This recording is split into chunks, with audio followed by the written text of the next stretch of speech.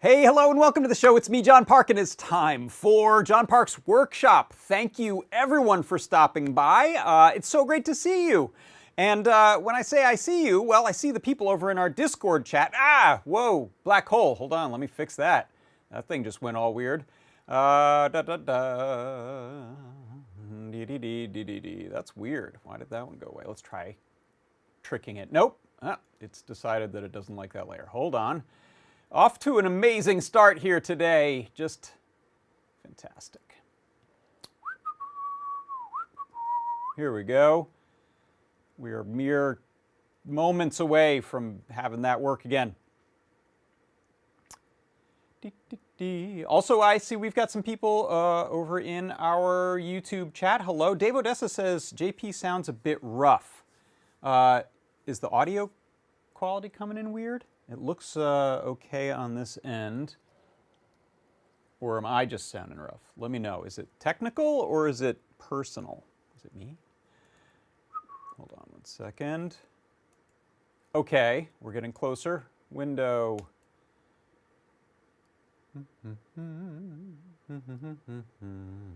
All right, honing in on it. Discord. Pachoo! Hey, there we are. That was worth it. So look, there's our Discord. Johnny Bergdahl says, I'm testing out my new status lights. Top left LED indicates that I'm streaming. That's cool. Way cool. And Andy and C. Grover say the audio sounds okay. Thank you. That's good. What's going on? Oh, the intro sounded rough. Maybe you just don't like that song. I don't know what's going on. How about that news last night? Did everyone tune in for the Ask an Engineer right at the end? Lamore and Phil dropped a little knowledge. They are going to be having a baby. So I'm going to be, I'm so excited for them, first of all. And thanks to everyone for wishing them good luck and congratulations. That is exciting, exciting news. If you're just hearing this for the first time, yeah, they're having a baby. They've been working on this little project for 9 months or so. And the shows, there's going to be some changes to which shows happen when and who's doing what. Main change, the one I want to mention right now, is that I'm going to move this show to the Wednesday evening time slot. So the same time that you're used to watching Ask an Engineer, we're going to have John Park's Workshop Wednesdays, 8 p.m. Eastern Time. So I will maybe do some adjustments to the show too, but largely it'll be this show. And then we'll all look forward to the return of Ask an Engineer once there's an extra engineer in the world, once they've had that a chance to get to know their new human and start up the shows again. So I don't know when that's going to happen. I don't have any dates for that, but this show, I'll send out emails and stuff, and we'll update some of our little bots over on Discord if you're going to ask the robot when the shows are. This show, John Park's Workshop, will be Wednesdays, and there will not be a Ask an Engineer for a little bit. Also, just to give you a glimpse of what we're doing today, I'm going to do a little bit of a tour of some of our usual things, coupon codes, help wanted, a little recap of my product pick of the week. I do not have a CircuitPython parsec this week, so that one's not happening today. And then I've got a sort of show and tell I want to do with kind of a gear report plus, gear report bonus type of thing. And then a project that I'm working on, software project that's kind of cool. So let's see. Let's get started with a coupon code. Today's coupon code is scan lines. So if you want to go find some cool stuff to get in the store, head on over to the Adafruit store, throw some things in your cart. On your way out, type scan lines. I actually don't know if case matters in our system there, but I did it in all caps, both here and when I entered the coupon in our store thing. So scan lines, that'll get you 10% off in the store. That's good on any of the cool, new, interesting things that you could get. In fact, let me pop open a window right here. And let's take a look at some new things. You may not even know, if you are looking for new stuff, we have a new products section. It shows up both on the front page, and then you can click on View All New Products. You can also go to the Products menu dropdown and head over there, View All. Sometimes that section isn't there. And take a look at some new products. So this is cool. We have more and more of our displays that are going to be, I Spy capable. So I Spy, if you're not familiar with it, is that little ribbon connector on the edge there near the corner, or near the quarter under that I Spy logo. It's a cool logo. That little flat ribbon connector will enable you to make all of your connections instead of using the breadboard spaced, PCB spaced header pins there.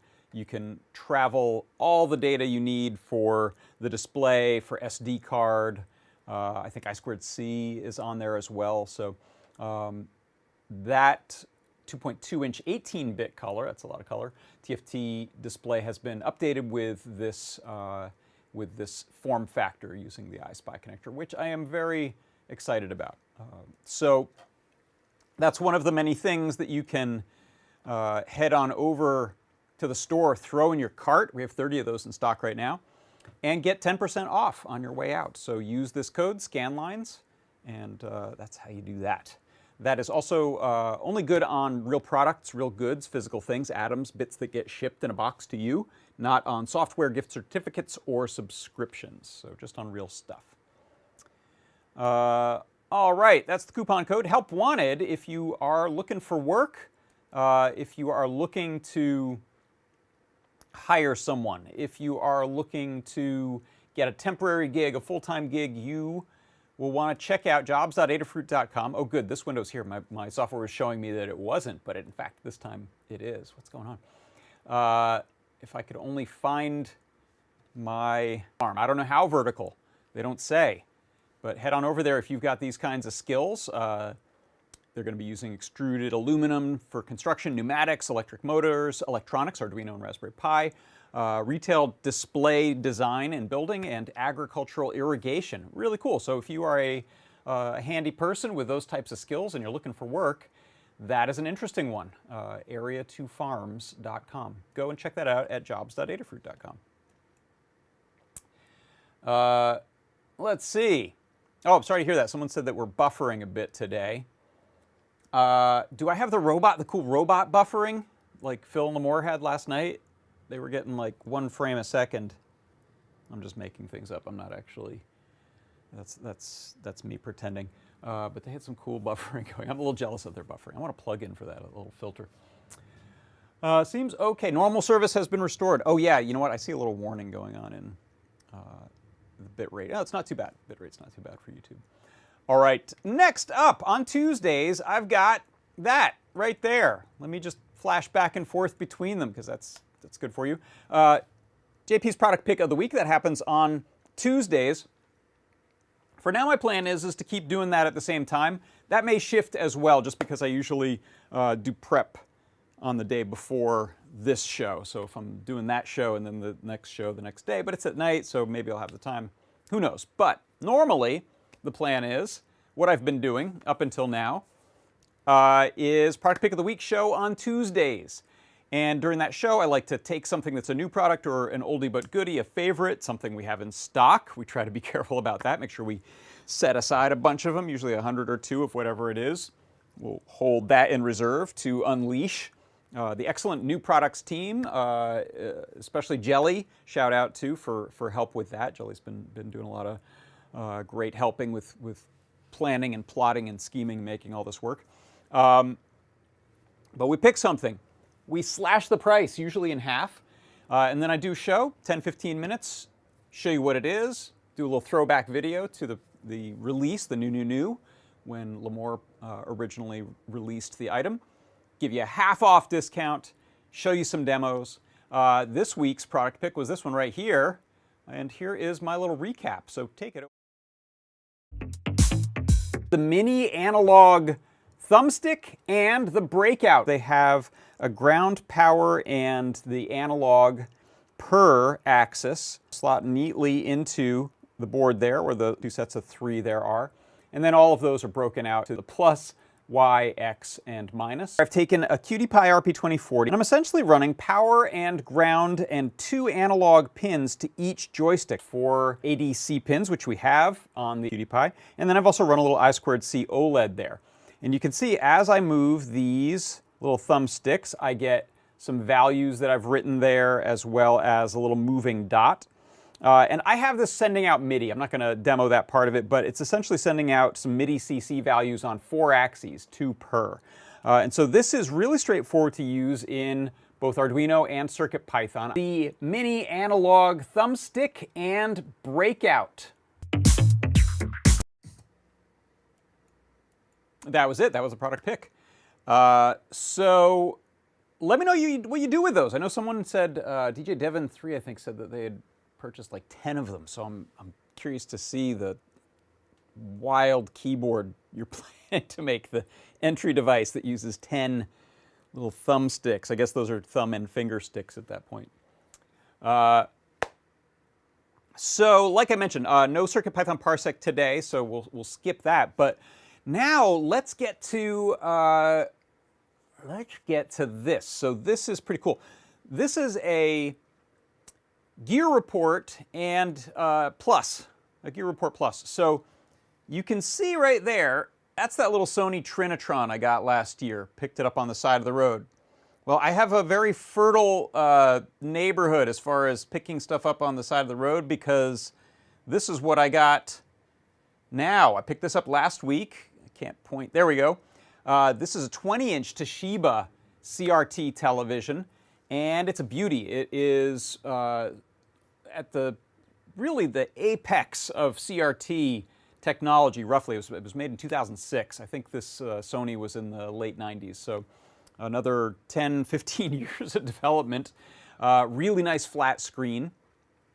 I have a new little camera here to point you at, and let me pop a little me up in the corner, and I'm going to adjust that camera. Let's see if I can do that without ruining everything. So how about, is that, yeah, oh, it's a little dark, but there you can see it. And I've got it dark because I want to show you the screen picture. So here's the deal with this. Oh, there we go, that's a little better. This has something that I'm excited about that the other old TV doesn't have, which is actually 2 things. It has S-video input instead of just composite. And it has component video, which is even better. But what I'm going to do, what I'm going to show you is what happens here when we do a little comparison between composite video, where essentially all of the color and luminance data are traveling down a single line, versus S-video, which breaks those out. So color is on one, and I believe luminance is on the other, sharpness-wise. So what I'm going to do is, first of all, let's turn this thing on, and then I might do some noodling with that little picture there. So I've got a little clone Super Nintendo here plugged into it. You can see that right there. So that's not an emulator, that's a chip. Super Nintendo on a chip. And I've got Super Mario World here. Right now it is in the, what am I seeing there? What is that view? I don't want that view. Hold on, let me. I got so confused by many cameras right there. So let's change this one to little main cam. There we go.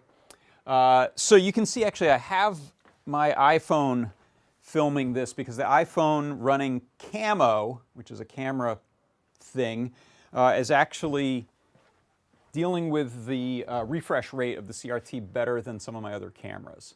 I'm just going to shrink this view a little bit and throw it over here.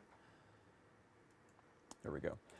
So I've got the color pushed a little bit. I think that's actually because I adjusted the gamma over on the Camo app. Let me just noodle with that a little bit. That's maybe a little better. So this is, I'm going to zoom way up in here. And I'm going to now adjust focus. Okay.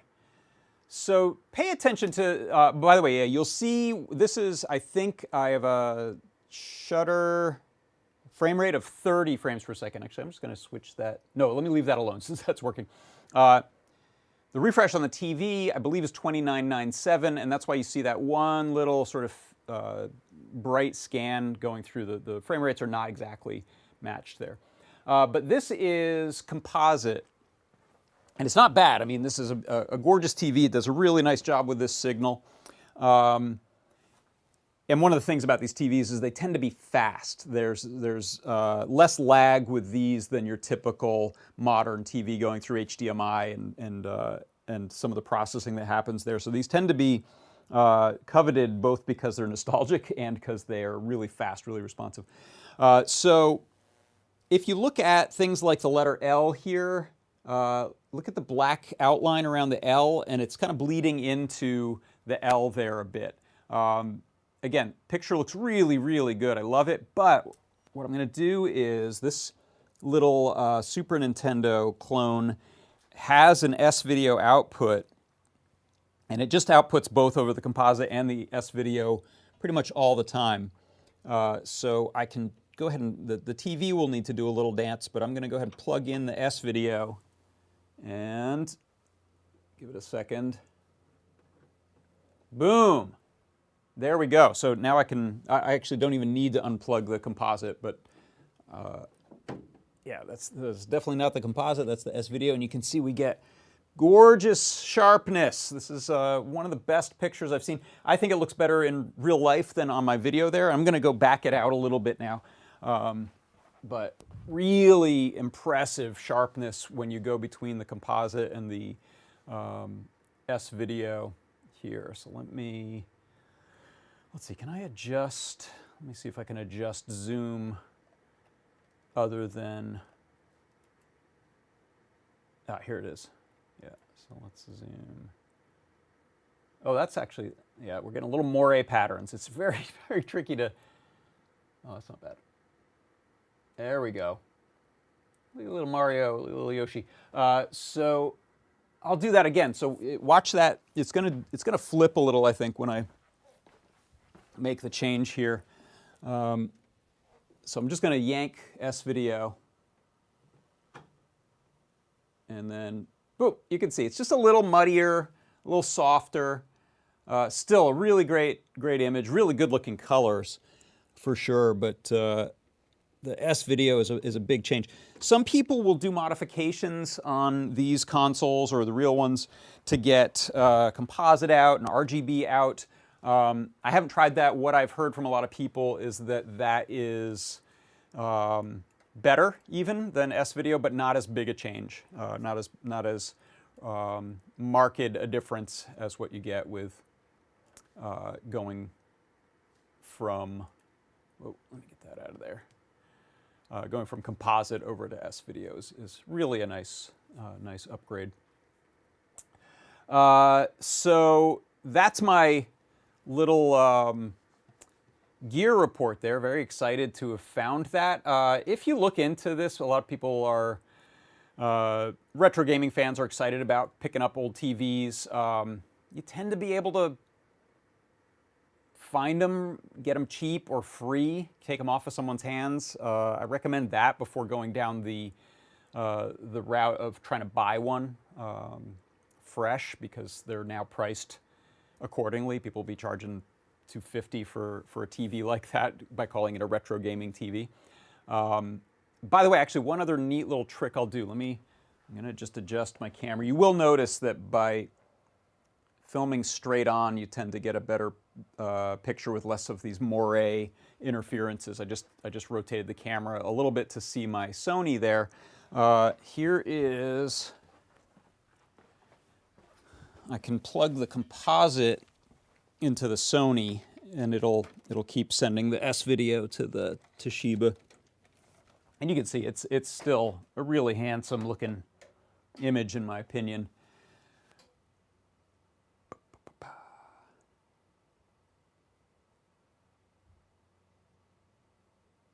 Okay, or not. Oh, I think it was, yep.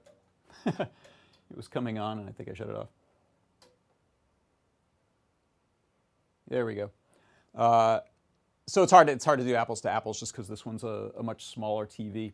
This one has a really tight pitch as far as the pixels. Even with a camera close up on that, you can tell they really are close to each other. I think this might be aperture grill, or actually I'm not sure if Trinitron does that, but anyway, you can see colors are really good between the two, fairly closely matched actually. But me looking at these, everything's just got a little bit of a softness and blurriness on composite, and boy is it super sharp on S-Video. So thanks for indulging me on that. I'm just excited to share that, and I've been having fun playing games on it. It's a fun setup. All right, so I'm going to turn those off so I'm not distracted by those. I'll leave the camera there in case we have any questions and want to bring that back up. I am in the process of getting a actual Super Nintendo, and I managed to pick up one of these. Where'd it go? Did I lose it already? It was sitting right here, I swear. Oh, there it is. I managed to pick up, this is actually another part of the story. So this is the connector that Nintendo used for Super Nintendo, N64, and GameCube. So they call this their AV Link. So that's the little proprietary link. And this was really smart they did this, because kind of future-proofed themselves for a number of generations. One version of it connects to just composite video there, but you can also get a version of it that has S-Video, and it's a nice thick shielded S-Video cable. Same connector there, they just have enough pins in there, I forget, it's like 12 pins or something, that they can do, I think there's even a composite maybe that was, or a component rather, that was for GameCube maybe. So they've got one connector there and then different wires. These are usually 40 or 50 bucks on eBay. I got one for about 20 bucks because they said that the left channel audio was broken, and sure enough, I had to, this one I had to splice the, remove this insulator and resplice the wire. It just taken some damage there. But now the audio works on both channels, and the S-Video looks great. So I'll do some experiments with that as well. So that's my happy story there. And let me know if you've got any thoughts, questions, retro gaming things. All right, so moving on. Next up, what I want to talk about was this. I showed this last night on Show and Tell, but I'll do a little re-look at this. So I've got the, whoops, I don't know how to S-Video, or SD card rather.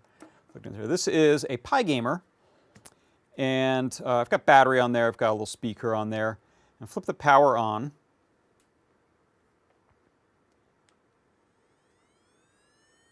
You might hear that. Sounds a little quiet except for the game over sound, which is super loud. So this is using Microsoft MakeCode Arcade and their collaboration with Marvel for the Black Panther Wakanda Forever movie that's coming out. They created some assets and tutorials for making your own game using characters from the game. So here you can see I've got Shuri, and I've got her moving around. I'm just going to try to avoid getting shot for now. I don't have a cheat mode or anything. Oh, I'm going to die.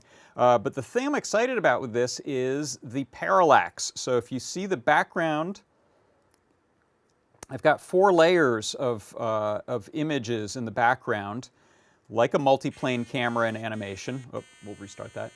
I have a sky and cloud layer that's just barely moving. It's moving the slowest.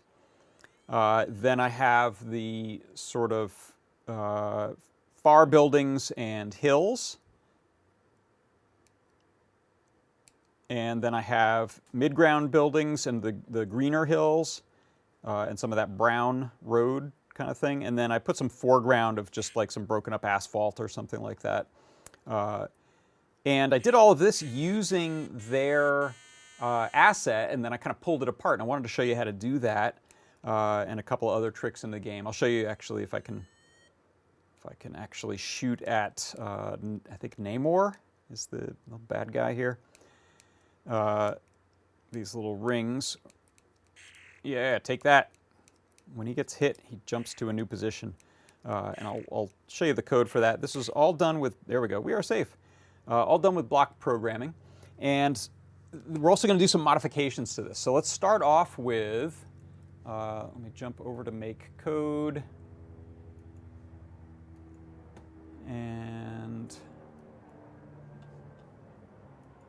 let me switch to that and get my camera out of the way there. Whoa, hold on. There I am. There we are. So in MakeCode Arcade, I haven't used this in a while, and I was excited to see some updates and exciting new features, and one of them being this extension called Scroller. And what I'll do actually to show how it works is I'm going to make a little bit of a change here. So first of all, if you haven't used this before, you can essentially, just like regular MakeCode on a microcontroller, you can build your games using these blocks. And you can also use make functions to sort of hide away a bunch of stuff that you're going to call, make it a little simpler. So in my start block here, what I'm going to do is simply take a big chunk of it and move it to its own loop, and then essentially disable the other loops, just so we can look for now at just the scrolling.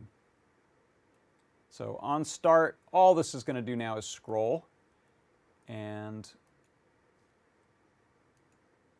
oh wait, it's mad at me about something. Let's go back and look. That was what did I do? Oh, I have a forever loop that's trying to run. Let's see if that's enough.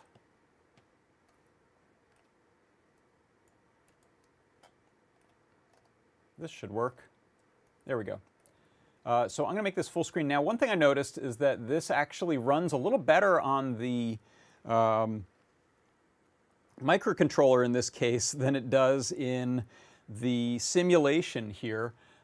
You'll notice there's a little bit of stuttering and stuff that's happening here.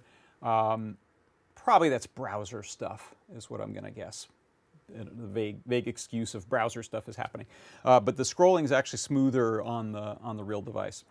So here you can see it. I've got the cloud layer. It's moving just at a very slow rate. Then I'm going a little faster on that distant hills and buildings, even faster on the nearer buildings and greener hills, and then the fastest on that foreground element there. So this is if you're not familiar with it, this is a technique called Parallax that's used particularly in animation, 2D animation, and video games. And it's a way of conveying perspective because distant objects, thanks to our stereo vision of our tiny little separation, we have barely any interocular separation. Far stuff looks basically the same from both eyes. Near stuff looks wildly different if you just blink your eyes left and right. So that's the parallax effect in a nutshell. And the way I'm doing this in here is, first of all, I went to the extensions plus sign here. If you go to extensions, you can add something called scrolling or the scroller. And since I've added it, you can see it's there now permanently in this instance of MakeCode with this game open. And the way that it works is I create a series of layered images that have transparency, have some, in most of these layers, have some sections that are essentially knocked out so we can see the thing behind it, just like little layers of construction paper, let's say, that are cut out like mountains and a sky and some bushes. And then after creating those, we can set them to scroll automatically or based on other inputs in the game. But in this case, I just have them scrolling automatically all the time at different speeds. So I'm going velocity x of -1 for the farthest layer, -20, -30, -60. So we get faster and faster the closer we get to the camera, or what's sometimes called the z depth away from the camera. And I'm not moving them at all on Y, so they're only sliding sideways. If you look at these images, when you click on them, you get the little pixel art viewer here, and I think I can zoom. Oh, wrong way. I can zoom out a bit. So there's the sky layer. Oh, the zoomer's getting mad at me. Here is the next layer. Now some of this stuff is blocked. I don't really need a lot of, like from the lighter green on down here, that's never seen. But just, I'll show you the way I made this. I didn't have any reason to get rid of it. The next layer forward is just these two buildings and this hill and a little bit of that brown again. And then finally that nearest to camera layer is just this little vague broken up ground or road or something like that. Let's add to this. So if we want to, just to see it moving, I'm going to grab a red brush and I'll make a little red circle here.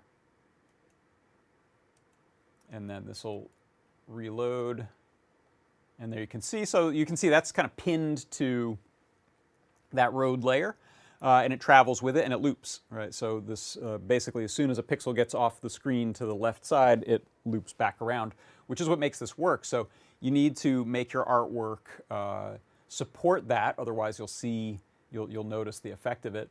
You can also make much wider art, so you can make a whole scrolling level that you never loop, or you can make just something that repeats less often by making it wider. So if I want something to loop, let's go ahead and erase this.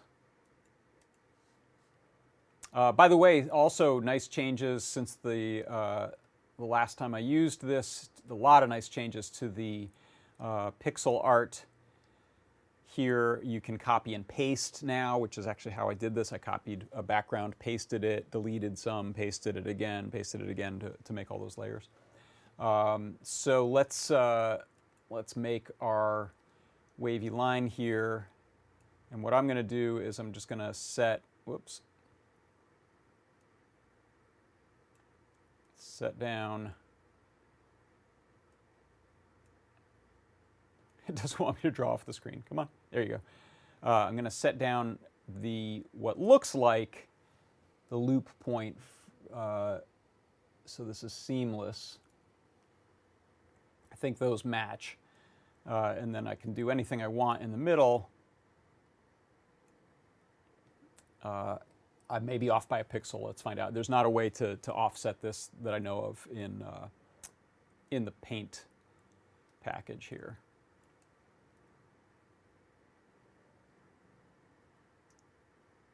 Yeah, it looks like it matched up. Or if it's off by a pixel, that's okay actually in this case, because it probably just looks like the curvature there.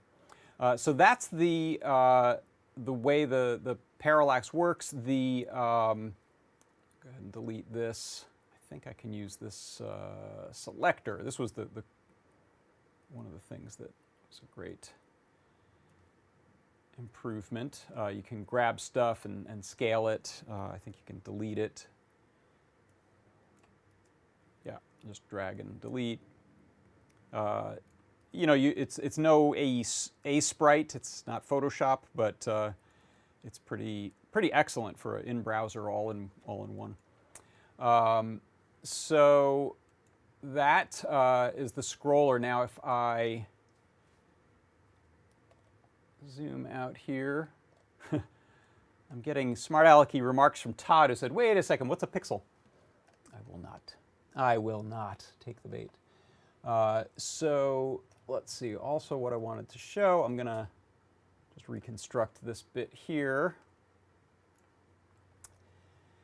and bring back these two forever loops that are running. A lot of this stuff, if you go back and watch some of my MakeCode Arcade videos, or look at some of the guides or the tutorials from Microsoft on MakeCode, it'll explain how some of these other things are working.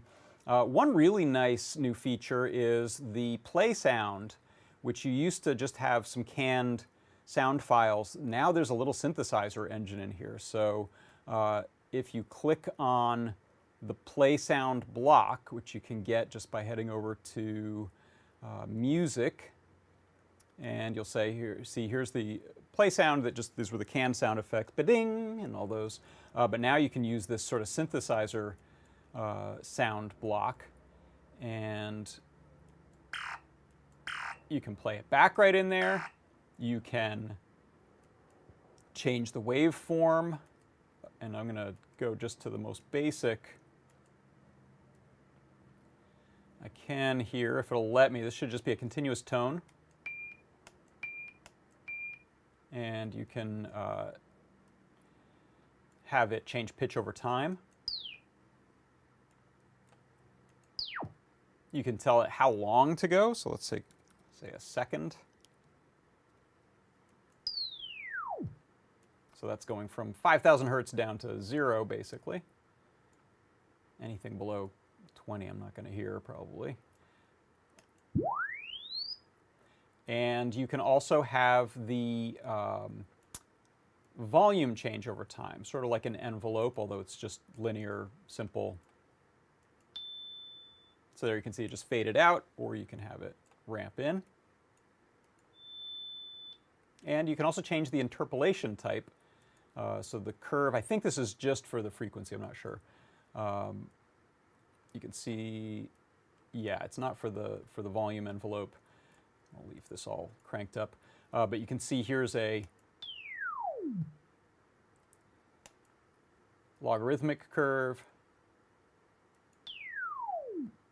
versus more of a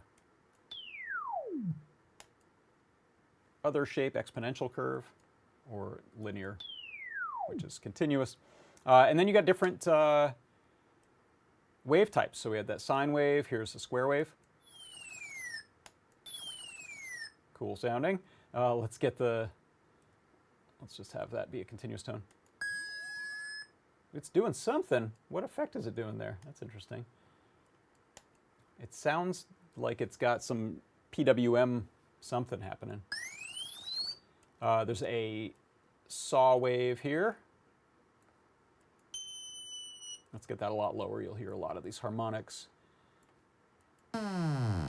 Nice. And there's a triangle wave, little softer, fewer harmonics, and noise, which is great for explosion sounds, hit sounds. All right, it sounds like a bomb or something like that. If you make a nice high-pitched one and make it short, it's good for a little percussive sound.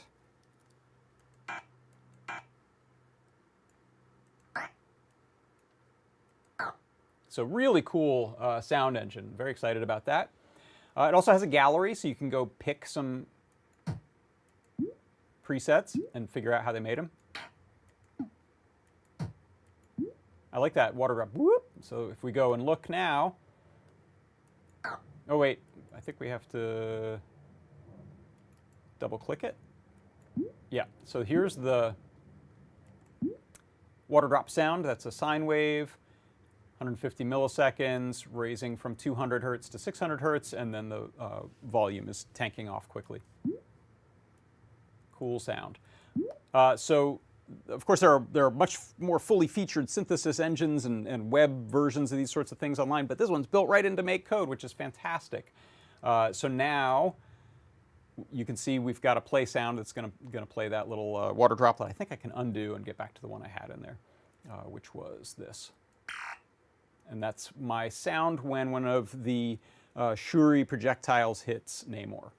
And then when you get hit, when the player gets hit, we have this sound. Ow! Hurts more. So those are two really cool new features that are the scrolling effect with Parallax and the new sound little synth engine there. Really cool, love those.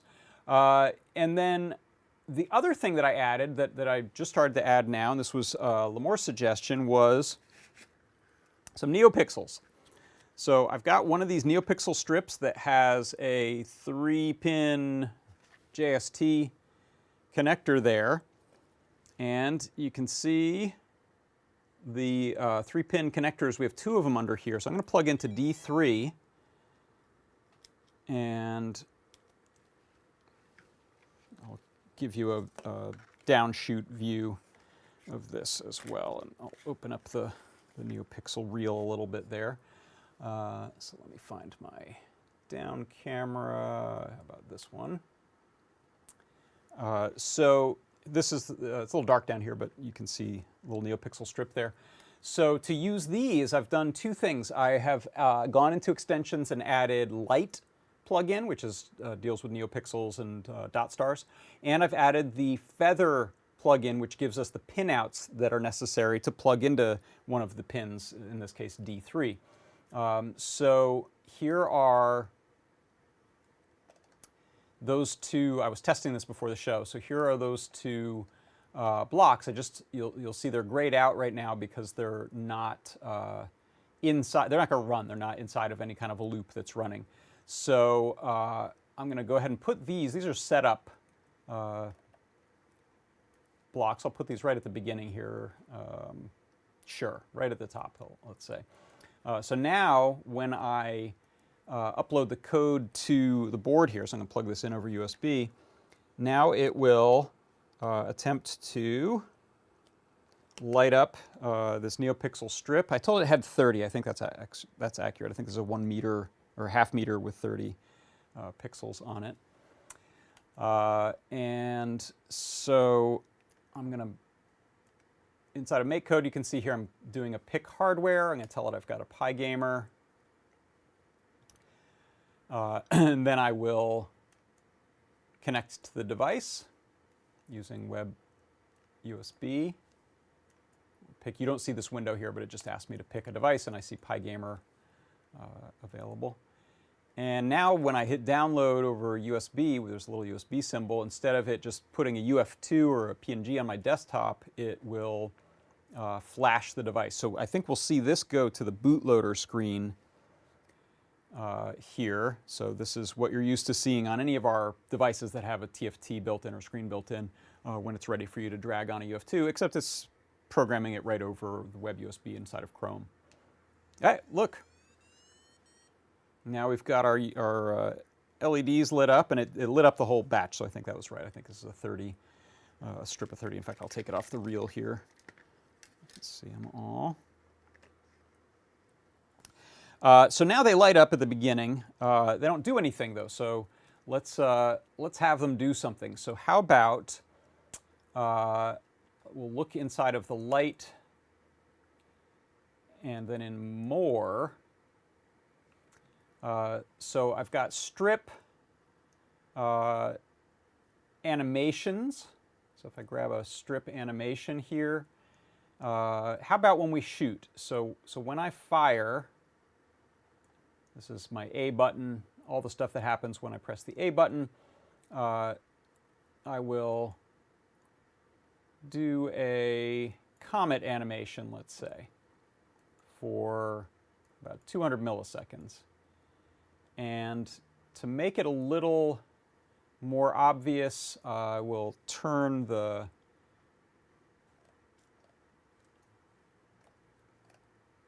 strip off at the beginning. So maybe we'll just see it turn on so we know that it's working, and then we'll turn it off. So I will, first of all, I'm going to change that color. Let's make this purple. And then how about after the title stuff, I will set that off. And to do that, I'll just set it to black. Now, this is stuff you can't verify inside of the simulator because we're doing hardware stuff. But now I'm going to go ahead and download that. Jack in the shop says, dang, I'm late. Hi, Jack in the shop. Welcome over on YouTube land. So now it's reflashing the board, and we should see these light up purple, and I think it won't go black until after the titles run through.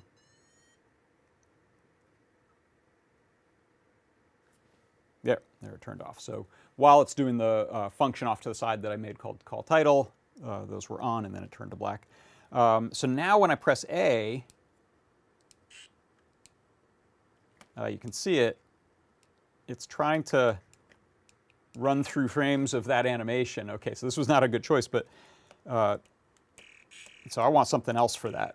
But you can see they're still just sort of blue and purple until I press the A button, and then they light up, they animate. So let's pick a different, let's see if any of the other canned animations, because those are the easiest, will give us what we want. Maybe Comet. Sorry, I'm going to actually close the, I'm going to stop the simulator and just hide it, just because I don't need to see it for this stuff. So here in my animation thing, I will do, chase rather. Yeah, that's what I wanted. Let's see what that looks like. So I'll go ahead and download that. And then if not, you can use Photon, which is a different animation library for LEDs inside of MakeCode, which you can customize more. So I can have, a strip of color flash through the whole thing. Hello, Sir Prince-A-Lot. Just got in. Welcome. Over in our Discord chat. Okay, so that's booting up, and it'll turn it off, and here we go.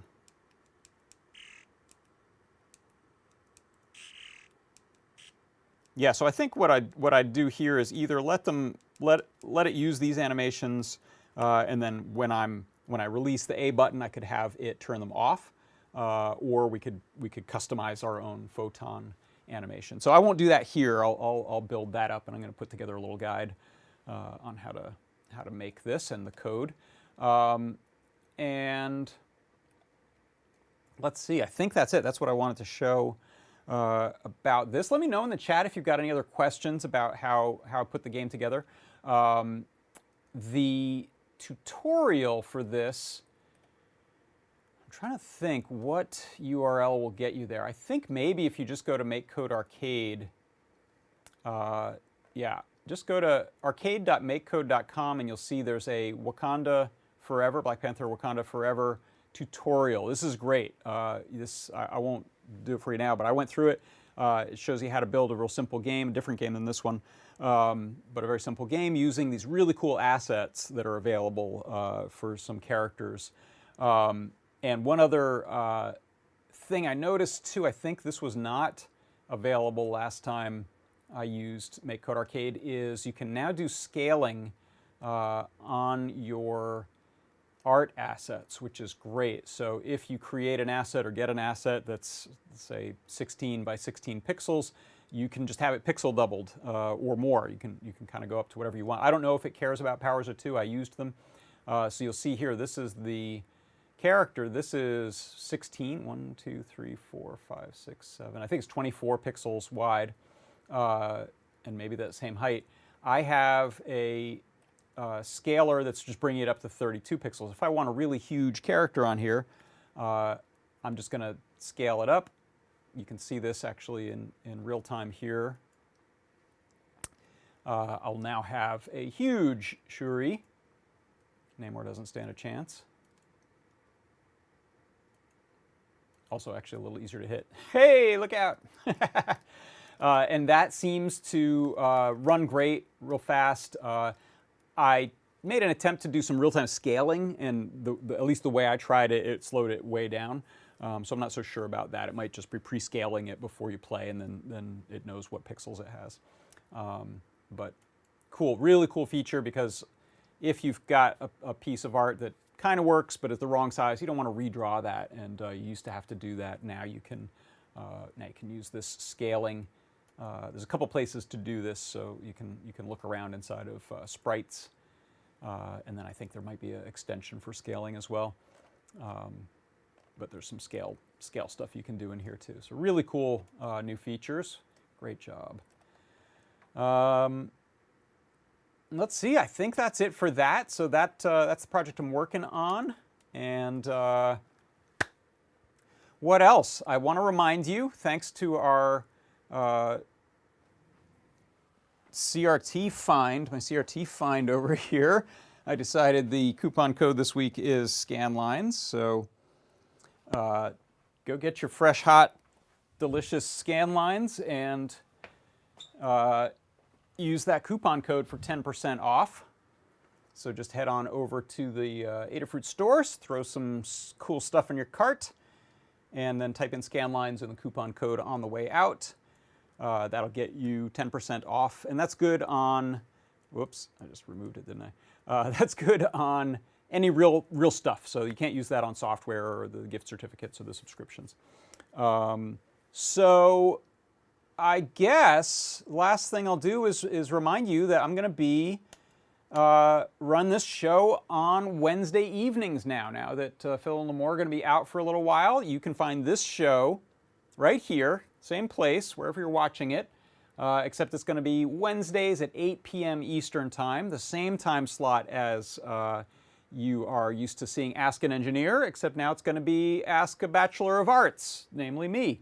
So I'll get my pipe and smoking jacket, I guess, and run my show. I don't think I'll make any huge changes to the show, but let me know if you've got any particular stuff you want to see me talk about, take apart, deal with, build, whatever. Software stuff, hardware stuff. We'll be doing all that. It's just on a different time slot. So with that, I will say thank you everyone so much for stopping by. Thanks to our Discord, all of our good people over there in the Discord, as well as our YouTube chat. Glad to see a bunch of people in there hanging out. And that is going to do it again. So I will see you next week, Wednesday evening, for Adafruit Industries. I'm John Park, and this has been this has been John Park's Workshop. That's the one. Thanks, everyone. Bye-bye.